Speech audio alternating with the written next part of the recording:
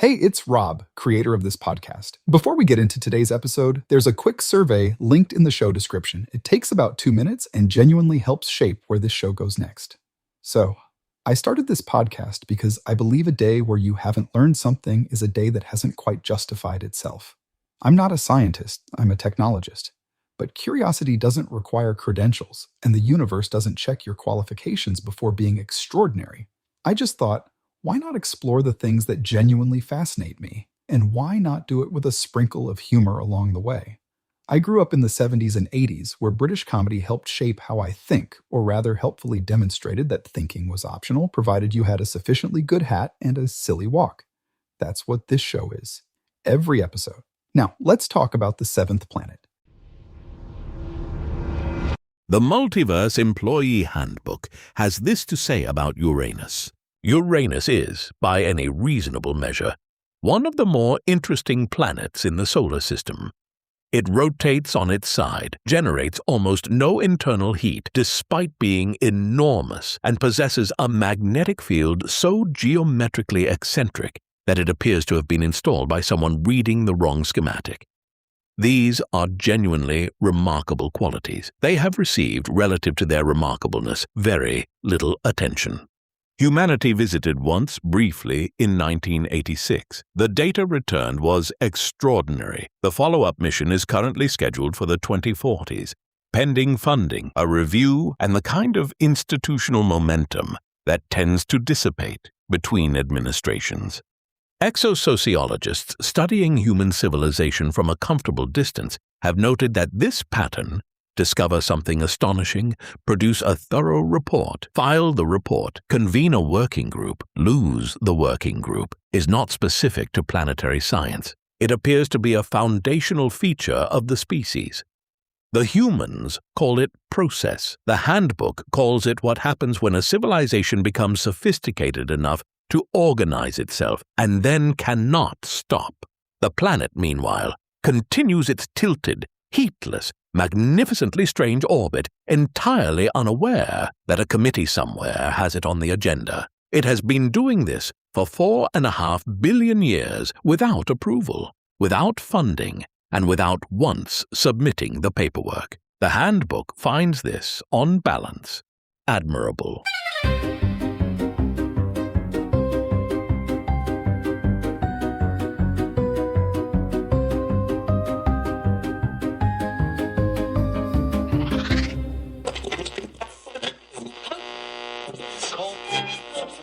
You're tuned into the Multiverse Employee Handbook.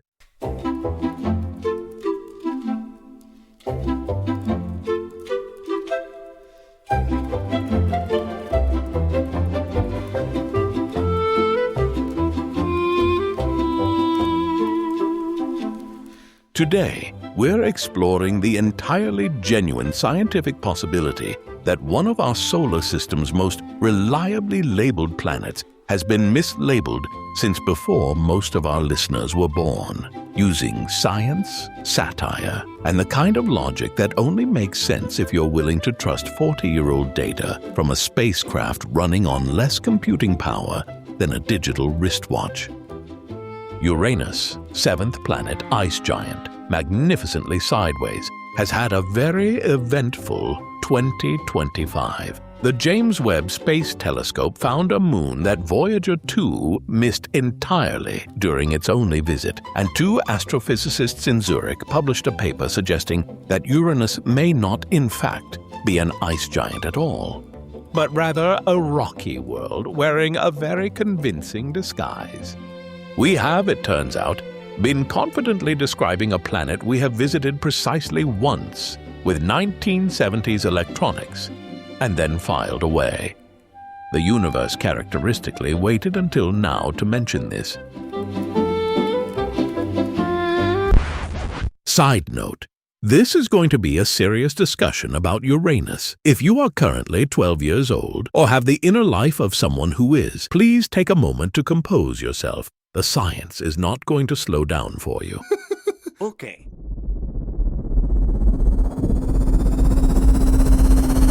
But first, gather round the quantum expense terminal, my fellow auditors of the poorly understood. for a tale that begins, as so many great stories do, in the finance department.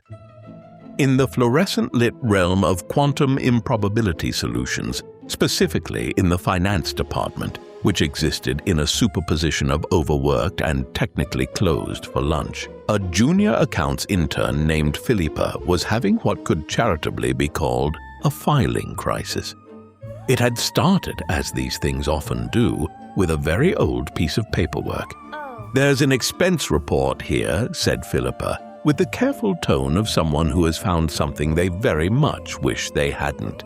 "It's been sitting in the system since 1986. Finance went quiet. Not because the amount was large. The amount relative to the operational budget of an interplanetary reconnaissance mission was remarkably modest. It was more the employee details that gave everyone pause. Employee Voyager 2, Department Interplanetary Reconnaissance, Travel Claim Uranus, Date of Visit January 24, 1986, Current Location Interstellar Space. The square-haired boss was summoned. "Why?" he asked, studying the form with the measured calm of a man who has learned to approach administrative anomalies the way one approaches a dog of uncertain temperament. Did it take 40 years to submit a 6-hour site visit? Someone had anticipated this question. The answer, it emerged, involved physics. Voyager 2's onboard computer has roughly the processing power of a modern digital wristwatch, and not a particularly ambitious one. It communicates with Earth using a radio transmitter generating 23 watts of power, which is somewhat less than a refrigerator light bulb. The expense report, therefore, had to travel 3 billion kilometers at the speed of light through a deep space network that, on occasion, had other things to attend to. Hence the delay. Finance began reviewing the claim line by line. Item 1. Atmospheric Analysis. Voyager reported the temperature at approximately minus 224 degrees Celsius, making Uranus the coldest planetary atmosphere in the solar system. Colder, in fact, than Neptune, which is considerably further away and therefore has, frankly, less excuse. Finance wrote in the margin, "Temperature outside acceptable range for casual inspection. Claimant should have worn something." Item 2. Magnetic field anomalies. Voyager noted that the magnetic field was tilted approximately 59 degrees from the rotational axis and offset from the planet's center, producing a magnetotail twisted into an enormous corkscrew shape extending millions of miles into space. Finance added, "Magnetic field appears to have been installed by someone consulting the wrong schematic. Flagged for facilities." Item 3. Rings. Voyager discovered a faint system of rings. Narrow, dark, understated. Rings present, wrote Finance. Item 4. Moons. Several logged, including Miranda, Ariel, Titania, and Oberon. Finance paused here. Someone raised a hand to observe that the entire Uranian satellite system appeared to be named after characters from Shakespeare, and upon further inspection, Alexander Pope. Okay. No satisfactory explanation was located. The margin note simply read charming, unactionable. It was during the review of Item 4 that Philippa quietly raised another matter. Voyager 2, she noted, was the only employee ever dispatched to Uranus, which meant the entire planetary file, the atmosphere, the magnetic field, the rings, the moons, the everything, rested on a single 6-hour flyby, conducted with 1970s electronics by a spacecraft that had to shout its findings across 3 billion kilometers before continuing immediately to Neptune. There had been no follow-up audit, no second inspection, no peer review from anyone who had actually been there. Just the one memo fired back across the void, and then 40 years of scientific consensus built carefully on top of it. The square-haired boss considered his options. He could approve the expense report, or he could request that Voyager return for clarification.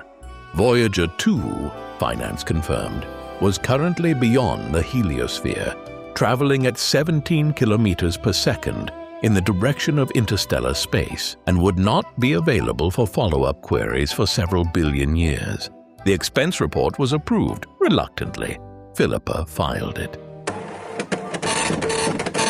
And somewhere out there, past the edge of everything we've built and everywhere we've been, Voyager 2 continues drifting into the dark. Still transmitting, still technically on the clock, blissfully unaware that someone finally processed its paperwork.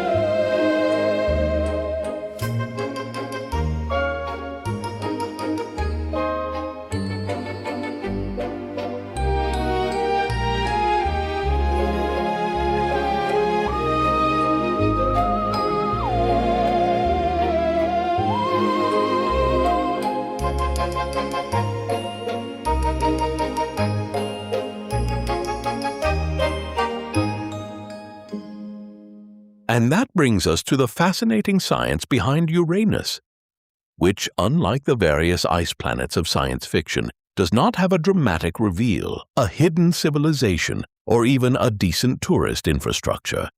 What it has is considerably stranger.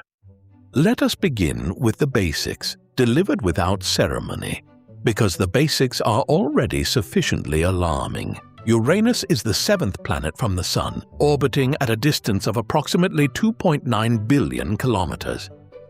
It is 4 times wider than Earth. A day on Uranus lasts 17 hours. A year lasts 84 Earth years, which means Uranus has completed fewer than 3 full orbits since William Herschel discovered it in 1781. And he initially thought it was a comet, which is the sort of first impression that takes a while to recover from. Its most immediately striking feature is its axial tilt, 97.77 degrees. Most planets spin like tops. Uranus rolls through the solar system like a marble someone flicked sideways. The leading hypothesis is that a planet-sized body collided with it during the early solar system, knocking it over. Uranus has, in the approximately 4.5 billion years since, declined to right itself. One can respect that. A consequence of this tilt is that Uranus experiences the most extreme seasons of any planet we know, for roughly 21 Earth years at a time. One pole faces the Sun directly, while the other sits in complete darkness. Decades of uninterrupted night. And because we are all adults here who can be trusted with accurate scientific information, it is worth stating plainly that this tilt also means that for a considerable portion of every 84-year orbit, the Sun is positioned directly behind Uranus, which is not a joke, not an embellishment, and not something we added for comic effect. That is simply where the Sun goes. Astronomers have confirmed this repeatedly with peer review. The atmosphere is the coldest of any planet in the solar system, minus 224 degrees Celsius at the tropopause, which is genuinely remarkable given that Neptune is further from the Sun and yet warmer. Nobody is entirely certain why Uranus retains so little internal heat. It is one of several things about this planet that the current models describe with the quiet confidence of people who have not quite worked it out yet. Then there is the magnetic field. On most planets, the magnetic axis aligns reasonably sensibly with the rotational axis. Earth's is offset by about 11 degrees. Awkward, but manageable. Uranus's is tilted nearly 60 degrees and offset from the planet's center by 1/3 of its radius, producing a magnetotail that corkscrews behind it into space for millions of miles. The Standard Model has always struggled to explain this fully. We will return to that point in some detail, all of which brings us to the label, Ice Giant. Beneath that hydrogen-helium atmosphere, the Standard Model places a vast, hot, pressurized mantle of so-called ices, water, methane, ammonia, not solid, but superheated fluid at thousands of degrees. Ice here is a compositional term, not a description of what you would encounter if you fell in, which you would not survive long enough to characterize. This mantle was thought to account for most of the planet's mass. That is what the textbooks say. That is what has been taught, published, and confidently repeated for 4 decades. The question, and this is where we are going after the break, is how confident any of us should be, given that the textbooks are working from a sample size of 1 6-hour visit conducted in 1986. When we return, we are going inside Uranus, scientifically, and what we find down there may require us to update rather a lot of paperwork.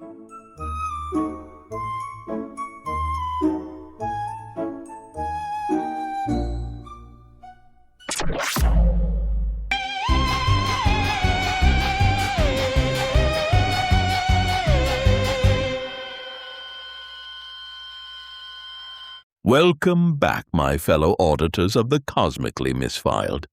Now, before we go any further, we need to address a fundamental problem, not with Uranus specifically, but with how planetary science works when the planet in question is approximately 3 billion kilometers away and nobody has visited since the Reagan administration. How do you model the interior of a world you cannot reach? The answer is very carefully, with mathematics and with a set of external measurements that are doing an enormous amount of heavy lifting. Scientists work from 4 observable quantities: mass, equatorial radius, rotation period, and the planet's gravitational field, expressed as a series of values called gravitational moments. These moments describe subtle variations in how the planet's gravity pulls on orbiting objects. Measure those variations precisely enough, and you can begin to infer what must be inside. Voyager 2 gave us the first gravitational moment measurements for Uranus in 1986. They have since been refined using observations of the rings and moons. These numbers are the foundation of everything we think we know about what's down there. The problem is what you do with them. Historically, interior models have come in 2 varieties, and both have significant flaws. Physical models are internally consistent. They give you a complete picture of density, pressure, temperature, and composition throughout the planet. The catch is, they depend entirely on the assumptions you put in at the start. If you assume the interior is predominantly water ice, the model will produce a water ice interior. You haven't discovered anything. You've confirmed your own starting position. As a methodology, it has a certain circularity that philosophers might find bracing. Empirical models take the opposite approach: fewer assumptions, more mathematical freedom. But when you then try to extract the temperature and composition from those models, the results frequently violate thermodynamics in ways that are, shall we say, unhelpful. Impossible temperature jumps, density gradients that cannot physically exist. The model fits the data, but the interior it describes couldn't. This is the state of play that 2 astrophysicists at the University of Zürich decided to do something about. Luca Morf and Ravit Heled published their paper, Icy or Rocky, Convective or Stable, New Interior Models of Uranus and Neptune, in October 2025. Their approach was, in a word that scientists deploy with great reverence, agnostic. Rather than beginning with an assumed composition, their algorithm starts from randomly generated density profiles, physically plausible but uncommitted, and then iterates. It runs and runs until it converges on models that simultaneously satisfy hydrostatic equilibrium, match the observed gravitational moments precisely, and remain thermodynamically consistent throughout. No preloaded answer, no inherited assumption, just given everything we can measure from the outside, what could Uranus actually be? They ran the algorithm, they examined the full solution space, and here is what they found. The models that perfectly match all observational data for Uranus do not describe a single interior. They describe a wide range of possible interiors, and crucially, that range includes configurations that are heavily, predominantly, rock-dominated. The rock-to-water mass ratio for Uranus, their models show, could be anywhere between 0.04 and 3.92. At the lower end, you have something broadly consistent with a traditional picture. At the upper end, the end that also satisfies all the same observational data, Uranus is not an ice giant at all. It is a massive rocky world clad in a relatively thin layer of water fluid and a hydrogen-helium envelope. Same gravity measurements, same mass, same radius, completely different planet inside. The paper's conclusion is stated with the measured calm of people who understand exactly what they're saying. The classification of Uranus as an ice giant may be, in their words, a historical artefact rather than a robust physical classification, which means the label has been on the tin for 40 years. It just may not accurately describe the contents. And if you're wondering how this connects to that magnificently peculiar magnetic field we mentioned earlier, the corkscrew, the 60-degree tilt, the offset that nobody could fully explain, we'll get to that now. Let's begin with the magnetic field, because it has been waiting patiently for an explanation since 1986, and it has, frankly, earned one. Recall the problem. Uranus's magnetic field is tilted nearly 60 degrees from the rotational axis, offset from the center, and generates a magnetotail twisted into an enormous corkscrew. The standard ice giant model could not cleanly account for this. A working planetary dynamo requires a convecting, electrically conductive fluid, and the traditional icy mantle picture placed that fluid in the wrong location at the wrong depth to produce the field Voyager 2 actually measured. Morph and Helid's models resolved this rather elegantly. Every single valid model their algorithm produced, regardless of whether it leaned icy or rocky, contains deep convective regions where water exists in what is called an ionic or superionic state. Under extreme pressure and temperature, water molecules are torn apart. Hydrogen ions flow freely through a lattice of oxygen. The result is a fluid that conducts electricity exceptionally well, and that convecting fluid is your dynamo. Crucially, their models indicate that Uranus's dynamo operates deeper in the interior than Neptune's. The outer edge of the dynamo region sits at roughly 69 to 74% of the planet's radius. A deeper, more enclosed dynamo, it turns out, naturally produces a lopsided multipolar magnetic field. The corkscrew, the offset, the tilt, the thing that baffled planetary scientists for 40 years appears to be a straightforward consequence of where the engine is running. The mystery wasn't that the magnetic field was strange. The mystery was that the model everyone was using placed the engine too close to the surface.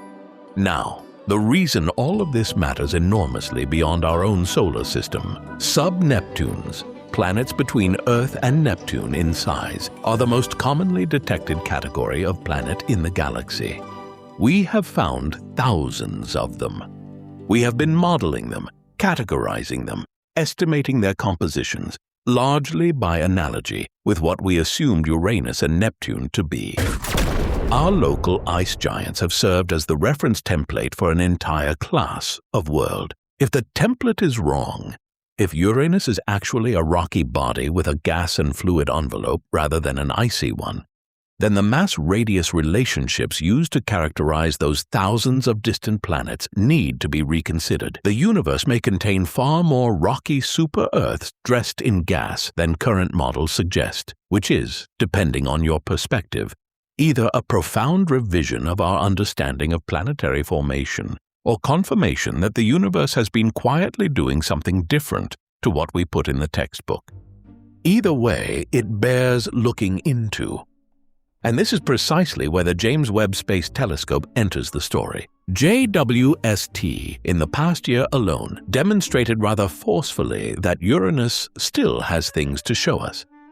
In February 2025, a team led by Dr. Mariam El-Mutamid of the Southwest Research Institute pointed Webb's near-infrared camera at the Uranian system and took 10 40-minute exposures. When they examined the results, there was a small object about 10 kilometers across, orbiting quietly between two already known moons, Ophelia and Bianca, at roughly 56,000 kilometers from the planet's center. A moon, previously unknown, sitting right there in the inner system, invisible to every instrument previously aimed at it. It has been provisionally designated S2025-U1. It awaits an official name from the International Astronomical Union, which will almost certainly be Shakespearean. The team has noted they are, and I quote, getting a lot of culture trying to decide what to call it. This brings Uranus's total moon count to 29, which I think you'll agree is a very respectable number for a planet people have historically struggled to take seriously. Yours is doing just fine. The discovery of S2025-U1 illustrates precisely why the Morph and Helid paper ends with such urgency about what comes next. Because both findings, a hidden moon and a potentially rocky interior, point to the same conclusion. What we know about Uranus fits on a single 6-hour receipt, and it is well past time we went back. The Planetary Science Decadal Survey, the document by which the scientific community formally tells NASA what it considers most important, named a Uranus orbiter and probe its highest priority flagship mission above everything else. A spacecraft that would orbit Uranus for years, map its gravitational field with precision sufficient to finally break what the paper calls compositional degeneracy. The frustrating fact that a rocky Uranus and an icy Uranus produced nearly identical signatures from a distance. Current projections suggest a launch window around 2031, a Jupiter gravity assist, and arrival somewhere in the early 2040s. 13 years of travel. To answer a question we should arguably have gone back to answer sometime around 1987. As of today, the mission has not been formally approved or funded. The planet, meanwhile, continues its tilted, heatless, magnificently strange orbit, entirely unbothered, entirely unaudited, exactly as the handbook predicted.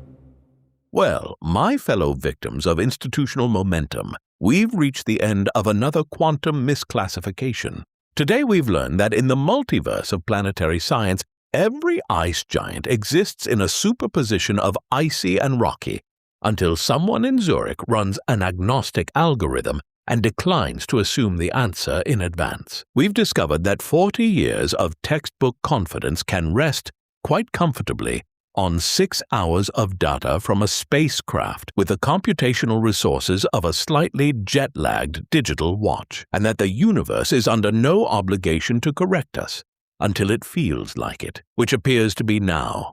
I suspect somewhere in the quantum foam of reality there is a version of this story where Uranus received a follow-up mission in 1990. We sorted all of this out decades ago, and Quantum Improbability Solutions processes its interplanetary expense reports within a standard 30-day window. In that universe, finance is considerably less stressed, and Philippa the intern has moved on to something more straightforward, like auditing a black hole. But in this universe, we are still waiting. The Uranus orbiter and probe sits at the top of the scientific priority list, formally recommended, not yet funded, not yet built, not yet launched. The compositional degeneracy remains unbroken. The seventh planet keeps its secrets with the serene composure of something that has been doing this for 4.5 billion years and has absolutely no interest in our timeline. There is something quietly instructive in that. Science at its best is not the confident announcement of settled answers. It is the willingness to look at a 40-year-old file, read it carefully, and conclude with rigor, with method, with an agnostic algorithm and a very good telescope, that the original report may have been incomplete, that what we called ice might be rock, that what we called known might be, in the best possible way, still open. The universe handed us a planet. We visited it once, briefly, with equipment that was already a decade old at the time. We did our best, and now, slowly, we are doing better. Want to explore more of the cosmically unresolved? Visit us at multiverseemployeehandbook.com, where you'll find science deep dives, episode extras, and our latest blog series, Planets We Were Fairly Sure About Until We Weren't, a retrospective. If you've enjoyed today's compositionally ambiguous adventure, share it with a fellow curious mind, perhaps someone who has ever confidently labeled something enormous and later had cause to reconsider. Spread our signal like ionic water through a superionic mantle, which is, as it turns out, exactly how magnetic fields are made. This is your quantum coherent correspondent, reminding you that in the multiverse of planetary science, we are all just temporary models awaiting better gravitational data. And somewhere beyond the heliosphere, traveling at 17 kilometers per second toward the permanent dark, Voyager 2 continues its drift into interstellar space, still transmitting, still technically employed, and entirely unaware that finance has finally, after 4 decades, closed the file. The expense report has been approved. The planet remains unexplained. We'll call that progress.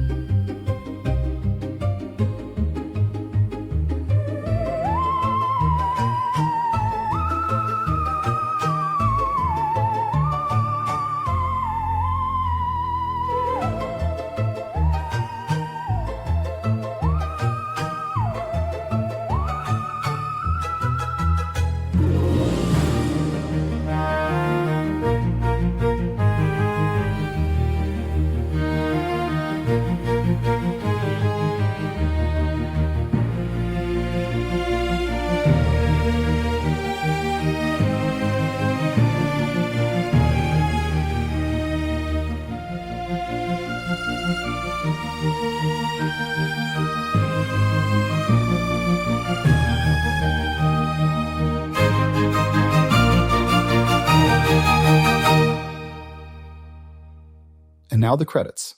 The narrator, David, is a professional voice actor who has digitally cloned his voice, which, when you think about it, makes a lot of sense, because it's the only way he could have ended up working for a company that spans the multiverse. Thumbnails are created using OpenArt, and sound effects come from Pixabay. The music, the background loops, including the end theme and everything else, the research, the writing, jokes, and sound editing, is entirely made by me. My editing stack includes GarageBand and a silly old MacBook.